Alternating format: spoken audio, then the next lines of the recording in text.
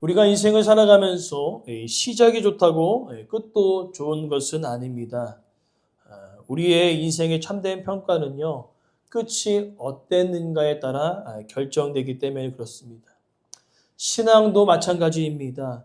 처음에는 누구보다 뜨거웠던 사람이 끝에는 차가워지기도 하고, 또 처음에는 아무도 주목하지 않았으나 끝까지 충성하여 하나님께 칭찬받는 사람이 있었다는 것이죠.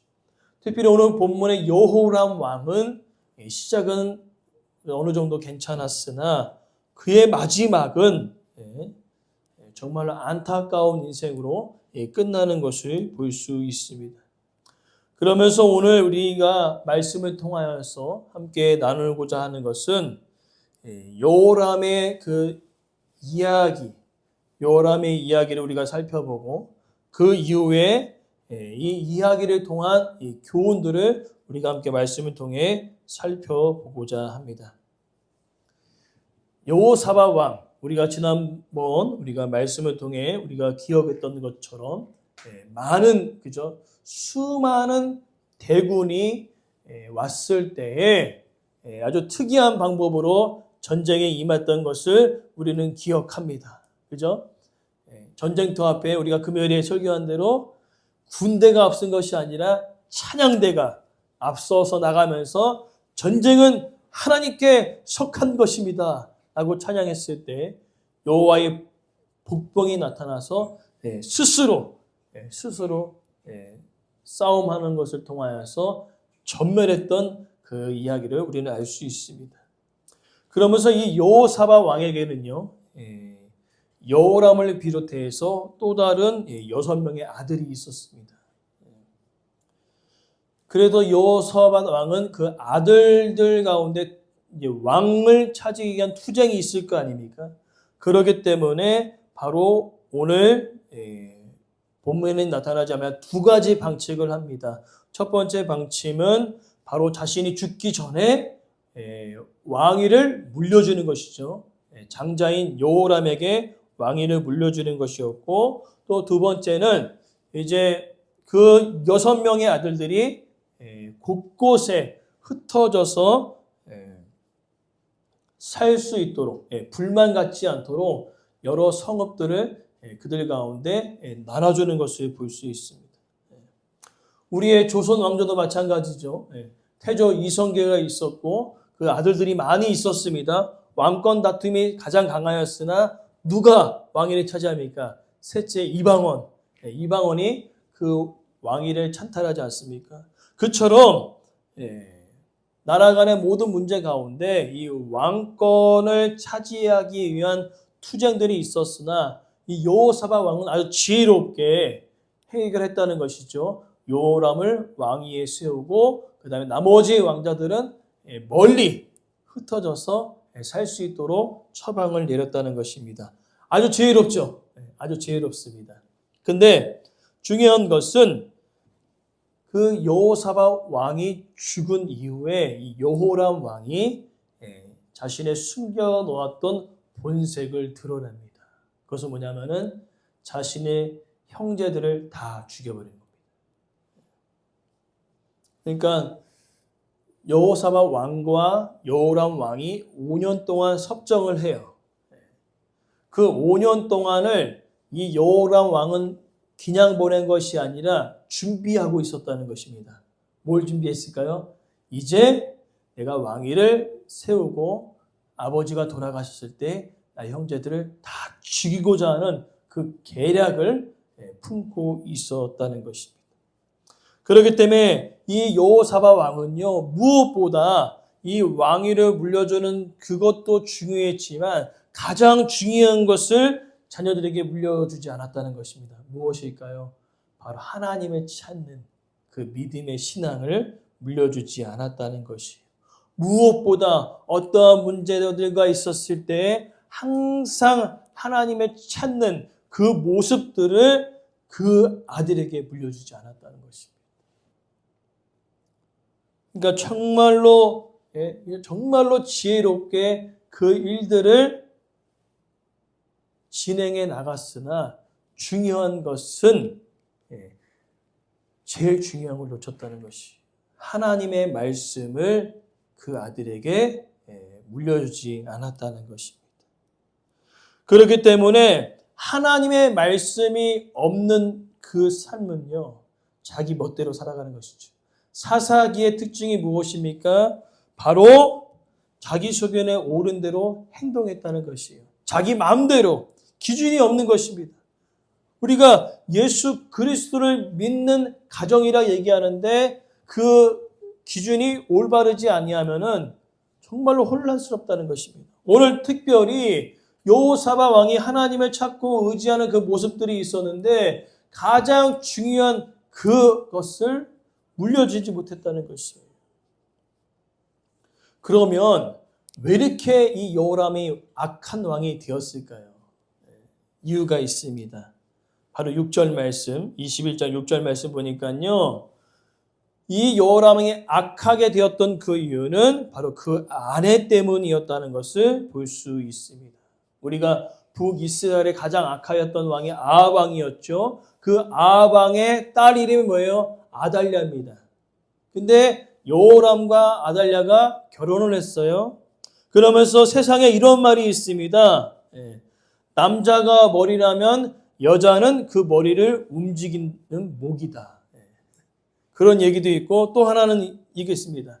세계를 움직이는 것은 남자고 그 세계를 움직이는 남자를 움직이는 것은 또한 여자다. 결론은 뭐예요?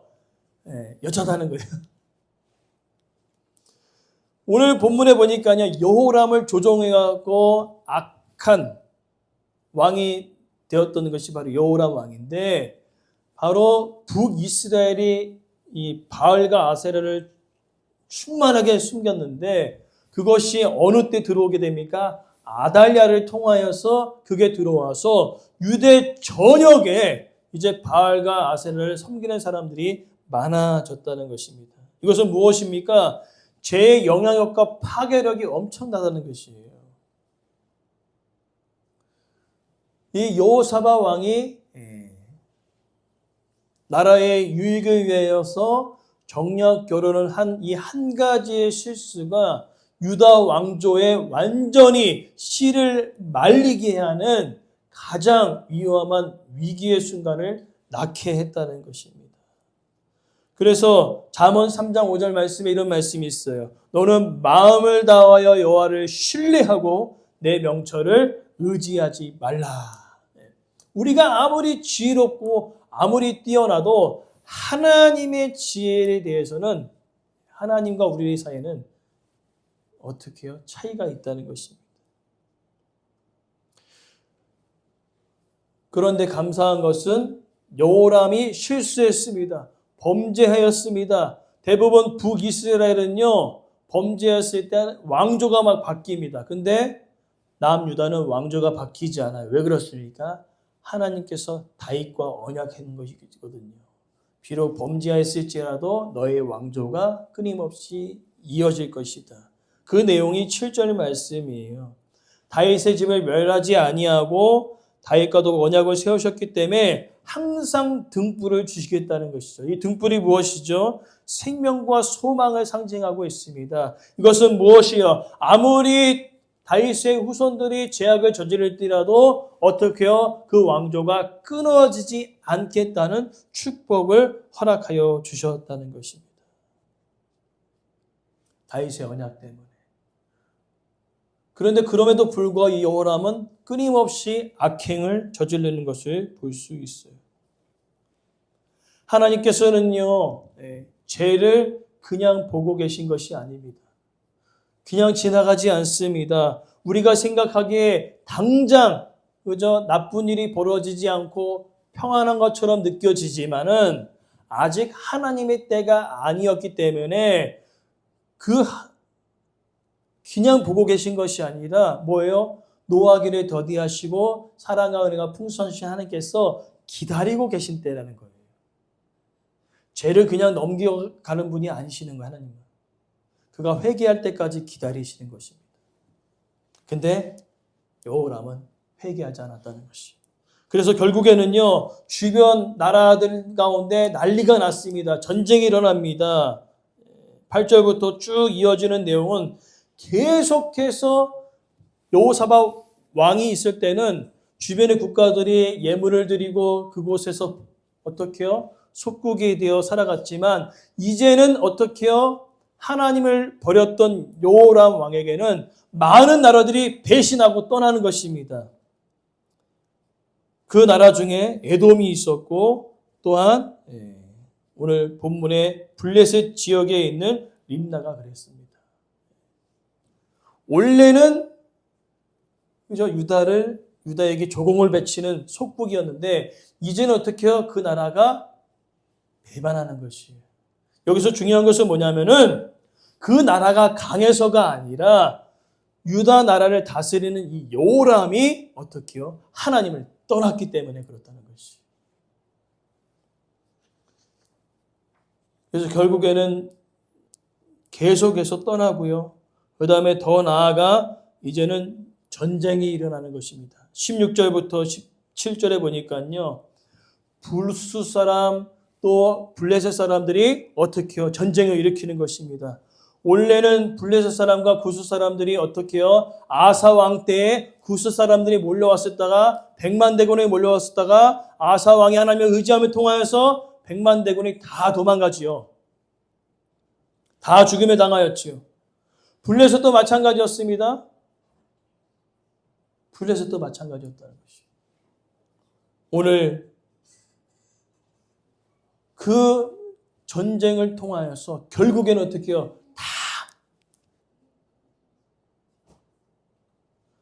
원래는 전쟁에서 승리했었는데 이제는 어떻게 해요? 가는 곳마다 패배를 하는 것입니다.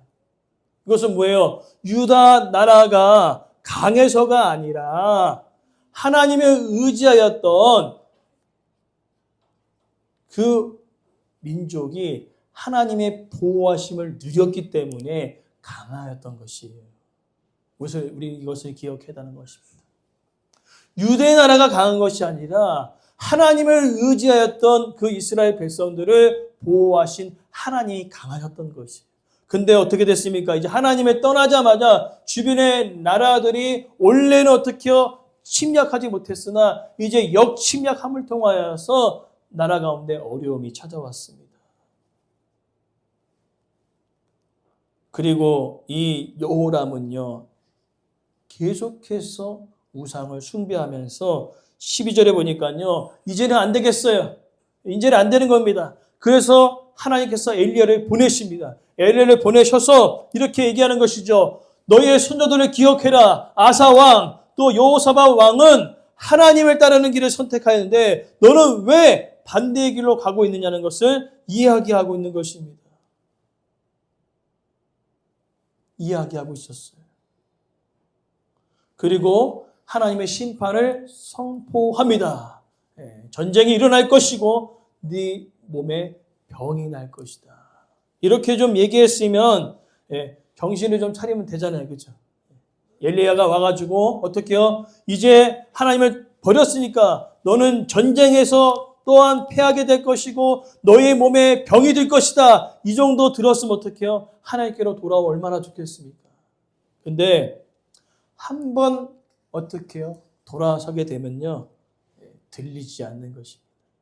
하나님의 말씀이 들리지 않는 것이. 귀를 닫고 마음을 닫았기에 완전히 들리지 않는 것입니다. 결국에는 16절, 17절에 전쟁 동안에 패배하게 되어지죠. 그리고 오늘 18절 말씀하신 대로, 하나님은 말씀하신 대로 그것을 이루십니다. 창자의 병이 들어서 죽음을 당하게 됩니다. 근데 여기서 끝난 것이 아니에요. 하나님은 그 2년의 투병 기간 동안 똑같이 회개의 기회를 주셨어요. 근데 그 기회를 여호람을 놓쳐버린 것입니다. 오늘 우리가 하나님의 말씀을 들을 때 두렵고 떨리는 말씀으로 우리는 드려야 할 이유는 하나님의 말씀은요 그대로 이루어진다는 것입니다. 축복의 말씀은 가볍게 여길 것이 아니라 믿음으로 받아들여야 될 것이고요. 책망의 말씀 앞에서는 기분 나쁘게 듣는 것이 아니라 그 말씀을 듣고 회개하는 그 마음들이 우리 가운데 일어나야 된다는 것입니다. 근데 오늘 마지막 여호람의 죽음에 대하여서 19절부터 20절 말씀인데요. 너무나 비참합니다. 왜 비참한 줄 아십니까? 백성들이요, 왕의 죽음을요, 전혀 슬퍼하지 않았다는 것입니다. 19절 하반절부터 20절의 새 번역으로 제가 천천히 읽어드리면 이렇게 합니다. 백성은 왕들이 죽으면 을의 향을 피운다. 예, 이것은 바로 예의예요. 예, 한 나라의 왕이 죽었기 때문에 향을 피워 애도하는 것은 예의죠.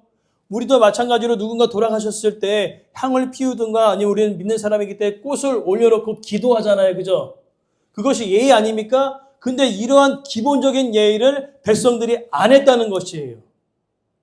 얼마나 악한 왕이었는지, 얼마나 백성들을 그냥 못살게 굴렸는지 그 누구도 이 여호람 왕이 죽었는데 향을 피우지 않았대요. 기본적인 예의도 지키지 않았다는 것입니다.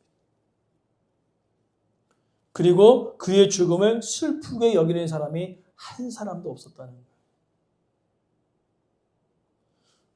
그리고 더 안타까운 소식은 열왕의 묘실에 그 여호람 왕을 두지 않았다는 이유는 뭐냐면 백성들이 그를 왕으로 인정하지 않았다는 것입니다. 자, 오늘 우리가 이 이야기를 통하여서 주시는 교훈들이 있어요. 이 교훈들을 함께 우리 나누고 이 시간 말씀 마칩니다. 여호람의 왕의 끝이 왜 이렇게 슬프게 끝났죠? 왜 이렇게 비참하게 되었습니까? 병으로 죽었어요. 전쟁터에서 막 죽은 게 아니라 창자의 병이 들어서 창자가 그냥 흘러나옴 통하여서 아주 비참하게 죽었어요. 이 유다 왕 중에서 가장 비참하게 죽은 왕이 바로 여호람 왕이에요. 근데 그 아버지는 누구예요? 여호사밧 왕 아닙니까? 전쟁은 하나님께 속한 것입니다. 믿음으로 나갔던 그 왕인데 그 아들은 그렇게 안 됐다는 것이. 그 이유가 무엇입니까? 오늘 우리가 11절 말씀 보니까요. 그는 여호와를 떠났습니다. 하나님의 뜻을 버려버렸습니다. 우상을 숭배하고 자기만 우상 숭배가 아니라 백성들까지도 함께 우상 숭배할 수 있도록 도와주었다는 것이지. 하나님의 뜻보다 자기의 생각과 뜻이 앞섰어요. 하나님의 버린 왕이었습니다. 그리고 두 번째는요. 형제들을 죽이고 백성들을 억압했습니다. 제가 말씀을 드렸죠. 여호사밧 왕이 어떻게 해요? 죽자마자 아버지가 죽자마자 자신의 형제 6명을 다 죽여버려요. 얼마나 잔인합니까? 그죠? 그리고 백성들을 사랑하지 않았다는 거예요. 그래서 앞서 얘기한 대로 백성들에게 존경을 받지 못한 왕이었습니다. 그리고 제일 중요한 것은요. 따라합시다. 회개의 기회를 계속해서 놓쳐버린 왕이었다는 거예요. 회개의 기회를 계속 놓쳐버렸습니다. 마지막까지 그 기회를 줬는데 놓쳐버렸다는 것이죠. 그러면서 여호람 왕만 그러느냐? 아니라는 거죠. 우리도 끝이 좋아야 된다. 끝이. 아무리 처음에 내가 하나님의 말씀을 순종하고 살아갔어도 마지막 끝이 좋아야 된다는 것이죠.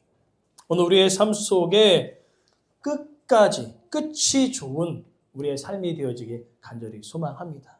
그래서 정말 우리가 죽음에 이르렀을 때 이런 고백들이 나왔으면 좋겠어요. 이분은 정말 하나님의 말씀에 끝까지 순종했던 사람이었습니다. 어떠한 순간에도 믿음을 버리지 않았습니다. 어떠한 순간에서 하나님께 감사의 찬양을 드렸던 사람이었습니다. 라고 기억될 수 있는 저 여러분 되기를 간절히 소망합니다. 근데 반대로, 그죠? 반대로 마지막에 이 사람 잘 죽었다 그냥 잘 죽었어. 맨날 우리한테 욕만 하고 맨날 교회 다니면서 그죠? 남 비방하고 비판하고 정죄했던 이 사람 잘 죽었다. 그런 소리를 듣지 않았으면 좋겠어요. 마지막으로 이분 정말로 하나님을 사랑했던 사람인데 그런 사람이 되기 원하고요. 그 다음에 하나님께서 회개의 기회를 허락하여 주셨을 때 그 기회를 놓치지 마시고 그 기회를 붙잡고 하나님께 나아가 하나님의 은혜를 간구하는 저와 여러분의 삶이 되기 원하고 그렇게 끝이 아름다운 믿음의 사람으로 남기를 간절히 소망합니다. 그래서 디모데 후서 4장 말씀에 바울이 이렇게 고백합니다. 내가 믿음을 지켰으니 이제 의의 면류관이 나에게 있다. 믿음을 지켰다는 거예요. 끝까지 믿음을 지켰다는 것이죠. 오늘 저와 여러분 삶 속에 끝이 우리의 마지막을 표현한다는 것이죠. 이분은 이러한 사람이었다는 것을 보여주는 것처럼 우리의 끝이 믿음의 사람으로, 우리의 끝이 하나님을 사랑하는 사람으로, 우리의 끝이 하나님의 말씀에 순종하는 사람으로, 우리의 끝이 끝까지 믿음을 지킨 믿음의 사람으로 남기를 간절히 소망합니다.